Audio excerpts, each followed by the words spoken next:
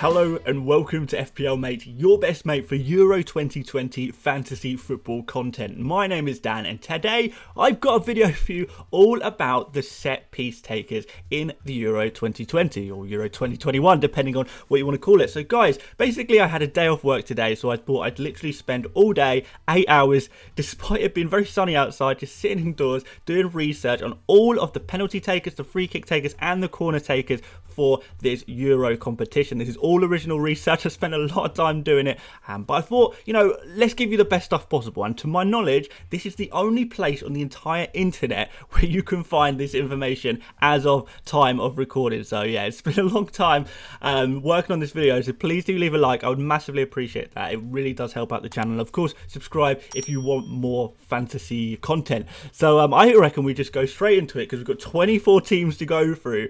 Let's have a look at who these set piece takers are from each team.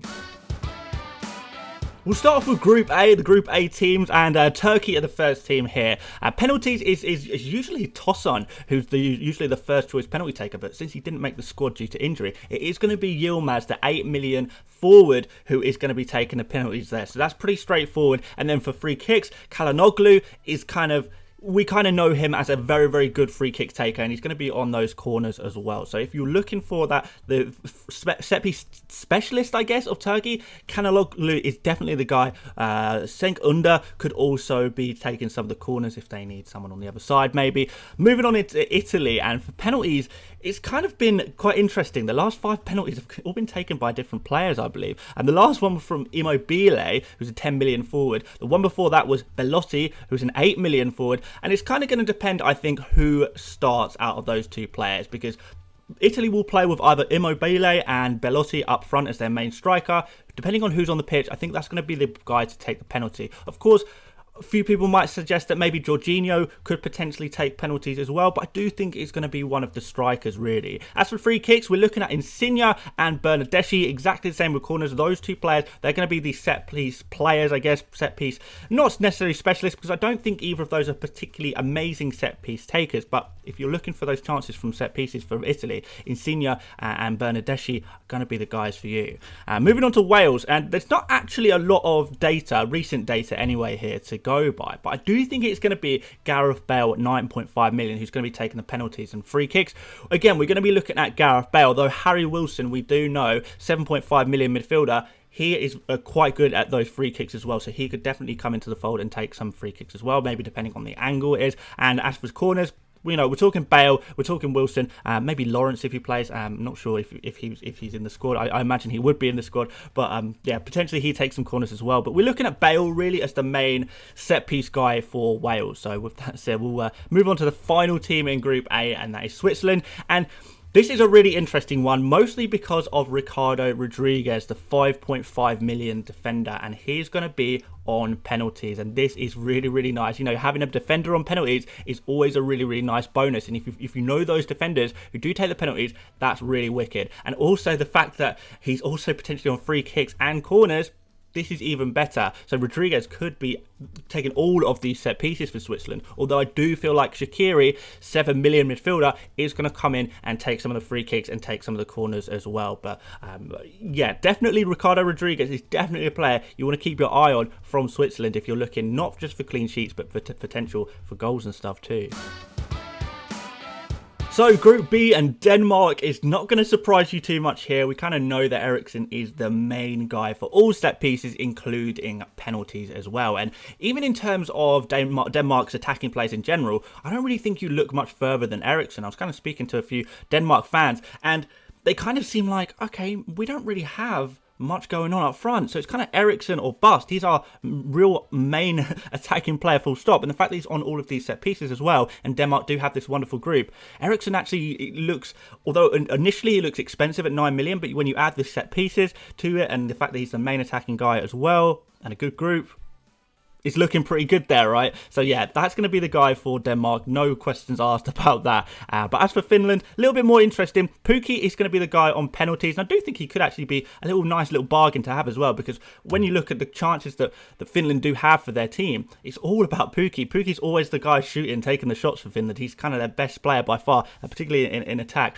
But as for free kicks and corners, Valakari seems to be this guy who is, he's kind of a young guy, and he seems to be taking a lot of their free kicks and corners at the moment. So I think he's going to be their main set piece guy, I guess. I don't know too much about the player. I've only watched him in clips today, but that's what he's doing. He's up to that. I've not heard of him outside of international football, full stop. Maybe some Finland fans might be able to tell us a little bit more, but that's it. Valakari is going to be the free kicks and corners. As for Belgium, penalties, Lukaku, very, very straightforward. He'll take all of those penalties. And as for free kicks and corners, it's going to be Kevin De Bruyne. And Kevin De Bruyne, quite expensive at 10.5 million. So I don't know if I'd 100% be confident about this one. But Lukaku, the fact that he's the main striker, the main attacking threat at Belgium, and also on those penalties, it's really, really nice indeed. But when we go to Russia, and their penalties are taken by Artem Zhuba.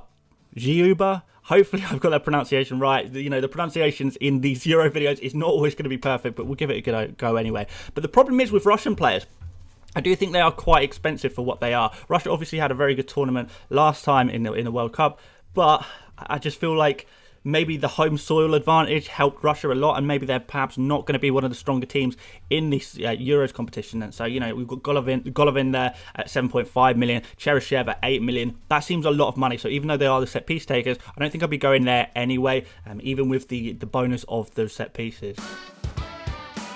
Group C, and we'll start off with the Netherlands, another whitewash player in Memphis Depay. You know, this is another one of those players who is just taking everything, taking penalties, free kicks, corners, and we do want to keep an eye out for these players, you know, like Eriksen, like Depay. Very, very nice. Now, Depay is definitely the main man at the Netherlands football team, 10 million forward, so definitely a player of interest there, and he's taken all those set pieces, so there it is, simple as that. So we'll move on to Ukraine, maybe a little bit more interesting, you know, a little bit more different, people don't necessarily know. Yarmolenko, I feel like he's going to be the guy on penalties, 8.5 million, which is quite a lot of money for Yarmolenko, I do think. But there is this other guy called Malinovsky, who does look like he is going to be taking potentially some penalties. He's going to be taking some corners. But more importantly, he's a very good free kick taker as well. So if Ukraine are to get a goal or two in the group stage, and there are some beatable teams in the group for Ukraine here, you know, North Macedonia, you'd say, and maybe Austria as well. Not 100% sure on that one, but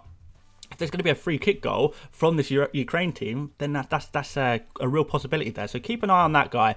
He's only 7 million as well, so potential differential there, I don't know. But we'll move on to Austria, and Arnautovic is probably gonna be the penalty taker if he plays, and I don't actually think Arnautovic is going to be the main striker. I've spoken a little bit about this before. You can check out my bargain best cheap players video if you want to find out a little bit more about what kind of Austrian forward that I am particularly interested in, because there is a guy. So I don't actually think Arnautovic is going to get as much game time as you might think. So for that reason, maybe we're looking at Alaba to take the penalties. Certainly Alaba is going to be taking free kicks and corners as well. He has a very, very interesting role for Austria, which seems to constantly change. Sometimes he plays at left back, sometimes he plays at central midfield, sometimes he plays on the left wing. Alaba kind of plays all over the place. So it's no real surprise that he's taking corners and free kicks and stuff. He's their best player, right? He's their star man. But yeah, he is listed as a midfielder, 5.5 million, which is okay. If he was listed as a defender, I think I'd be much more up for going for someone like Alaba, but there we go. It's an option there, I guess, but I wouldn't say Alaba is a must-have. And then finally, we'll go to North Macedonia, a team you might not have even heard of. Yeah, they used to be called FYR Macedonia, but they had to change their name because of some political dispute with Greece.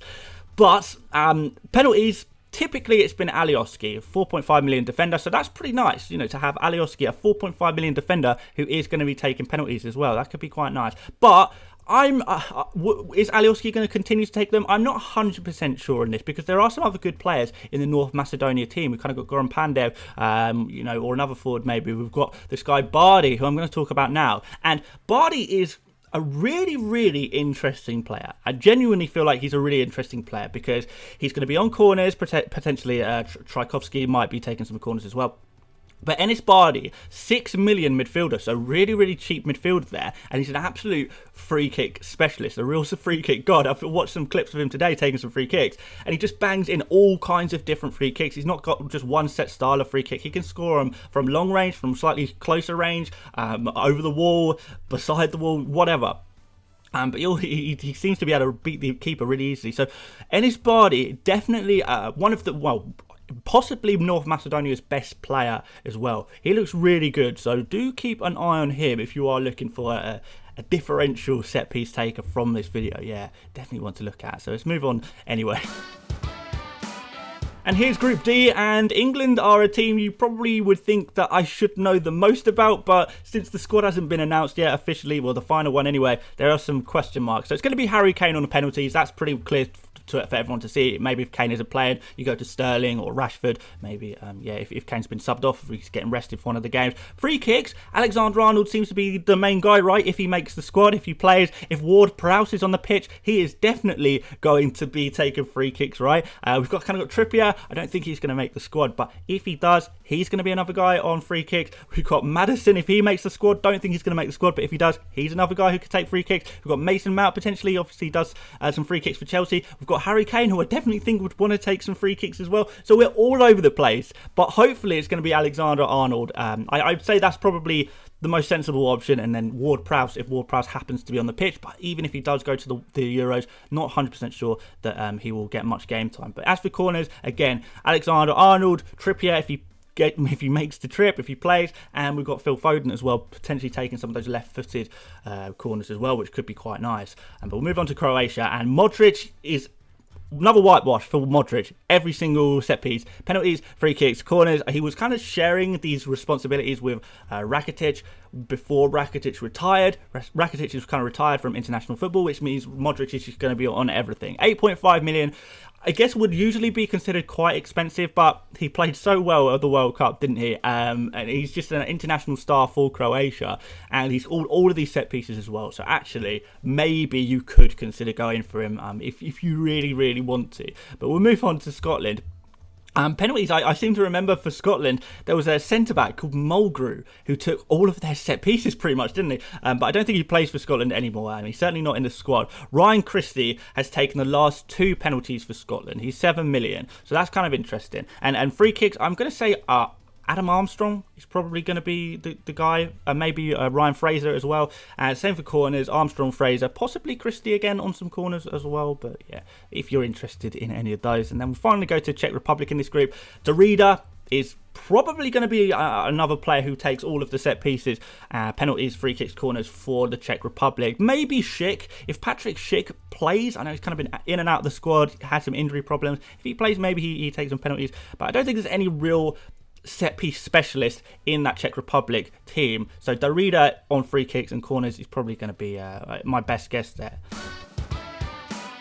Group E, starting off with Spain. Penalties, it's a weird one because Sergio Ramos is the Spain penalty taker, right? But he isn't in the Spain squad. And the lack of Real Madrid players in this Spain squad, this very strange Spain squad, it's kind of thrown everything off a little bit. But I'm going to do my best here anyway, and based on the research that I've done. So I guess it goes to Morata. So Morata, 9 million forward. He seems to be the first choice striker over the last few games for Spain. So yeah, he's taken one recently for Spain as well, so he would be the guy to take the penalty. But if not, Moreno, who I know a lot of people are hyping him up, only 6.5 million as a forward, but he hasn't been starting as much as we would like for Spain recently. If he can get into the team ahead of Morata, and he probably is the better player than Morata, then he will take the penalty. So there you go. Free kicks, usually I'd say, and Asensio, Isco, based on previous competitions or previous games that I've watched, but it looks like Koke is going to be the guy on both free kicks and corners. He's 7 million, but he's a kind of a defensive-minded midfielder, Koke, so I don't think I'd be looking to buy him just based on the fact they'd be taking free kicks and corners. Sweden is one I was actually really, really pleased to see that Seb Larsson is still nowhere near retirement. He's a Sweden legend, and he's going to continue to play forever. Obviously, he played for Arsenal, which is why I remember him first and foremost, and he played for Birmingham and stuff like that. But he's still going. He is still going, and he's still on all set pieces. For Sweden, penalties, he's taken multiple recently and scored them. Free kicks, taken multiple recently. Emil Forsberg maybe comes in and takes some of the free kicks as well. 7.5 million for Forsberg is. And maybe Augustinsson, as a left footer, potentially, if they need a left footer on those free kicks and those corners. But Seb Larsson, for 6 million, to be taking penalties, free kicks and corners, that could be pretty interesting, right? So maybe have a think about that for a cheap differential there. For Poland, we've got Lewandowski on penalties. We've got Lewandowski on free kicks. And corners, it's going to be Zielinski and Rybus. Lewandowski 11.5 million. So considering you get one of the best players in world football who also takes penalties and free kicks, that's pretty good. And he's kind of going to be the centre of every Poland attack, right? So that's going to be a pretty interesting option to go for, even if he is quite expensive. As for the corner takers, Zielinski, Rybus, I'm not 100% sure on these guys, but if you fancy it, why not? Rybus is as a defender for 5 million. I think there's some good 4.5 million defender options out there that I would actually prefer to go for, though. And we'll finish off the group with Slovakia. Penalties, there's not really much data, to be honest, for this one. My best guess, based on what I could find, is going to be Marek Hamsik, 8 million midfielder, who is... he's been playing forever. He is, I think he's playing in like the Swedish league now. So he's had a right old interesting career since he's left Napoli. But yeah, I think he's going to be the guy on penalties. As for free kicks, we could look at Hamsik again, but Duda is also very much on the cards as a potential taker of free kicks and corners as well. Hamsik maybe taking corners as well, but maybe you actually want Hamsik on the end of the corners because obviously he's quite a tall, beastly presence in the box. So yeah, maybe. But yeah, Hamsik is the main guy still for Slovakia, as he has been for the last 10, 15 years seemingly, forever, right? But there you go, guys. That's the end of that group.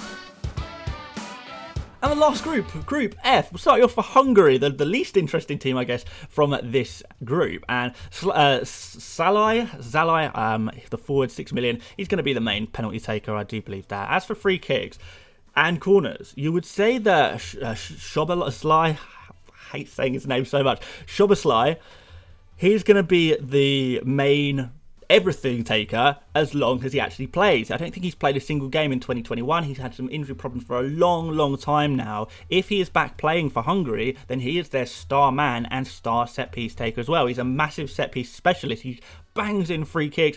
He can take corners really well as well. So he's a really good player for that. But it's going to be a case of, is he fit? Is he going to play in this tournament? I don't know. If not, free kicks could go to Roland Salai. Corners could go to Seri as well. So kind of less interesting. But let's move on to the more interesting teams, which I'm sure you're more interested in. Penalties, Cristiano Ronaldo. You can say Bruno Fernandes arguably should be taking the penalties based on Bruno's penalty record. But I don't think anyone takes the penalties away from Cristiano Ronaldo. Same situation with free kicks. Bruno arguably the better free kick taker than Ronaldo, but Ronaldo, this is Cristiano Ronaldo. He's gonna have to take everything, other than corners, and because you do want Ronaldo in the box, and that's gonna be João Moutinho, 5.5 million, Bruno Fernandes, 10.5 million, maybe Ruben Neves if he plays a little bit, but Cristiano Ronaldo, 12 million, super expensive player in this game.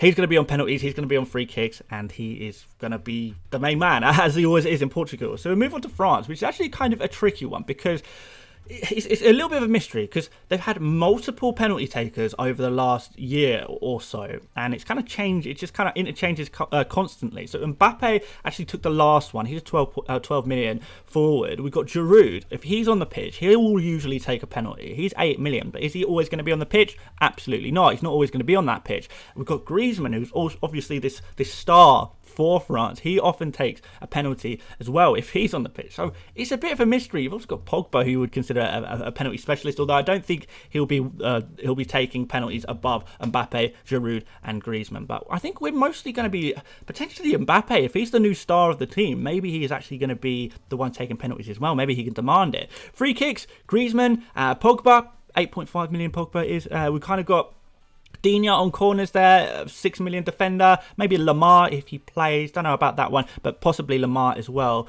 But yeah, it's an interesting one because we've got Mbappe, 12 million, star man, going to be taking those penalties potentially, but we've also got Griezmann, 11 million. He's an international player, right? He is the international star of France, or has been certainly for the last 8 years or something like that. So he's been doing really well for France for as long as I can remember. So I don't know. It's going to be a bit of a mixed one, and I don't think I can make any guarantees here because there's been so many options and things have been chopping and changing constantly, and I don't really know where it will settle, to be honest. So let's see. But yeah, Mbappe and Griezmann are good shouts for set piece takers generally.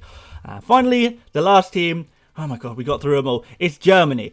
Toni Kroos. He's going to be the main guy on everything. Penalties, free kicks, corners. 7 million. So it's actually a lot cheaper than I thought Kroos would be. Maybe he's not been as good recently as he has been in the past, but he's still the guy who I think is going to be on penalties and free kicks. good one potentially on penalties as well. He's taken a few for Germany recently as well. He's 7.5 million. As for corners, maybe Kimmich comes in. He's a midfielder, 6 million. If he was a defender, maybe we'd be more inclined to go for Kimmich, but he's going to be playing in a kind of a central defensive midfield role for Germany. So for that reason, I think we're not too interested in him as a fantasy player anyway. But there you go, guys. That is all of them. It was certainly useful for me to do all the research in it. Like I said, it's taken an entire day before I even hit the record button on my computer. So crazy stuff there, and please do leave a like. It really is really helpful to the channel indeed. Yeah, hopefully it reflects the effort or whatever. And subscribe if you're new around here if you want more Euro fantasy content. I'm just going to be banging it out for the next 2 months probably. And aside from that, guys, thank you so much for watching. Join the mini league if you want. I'll be in the description, and I'll see you later, mates. Bye bye.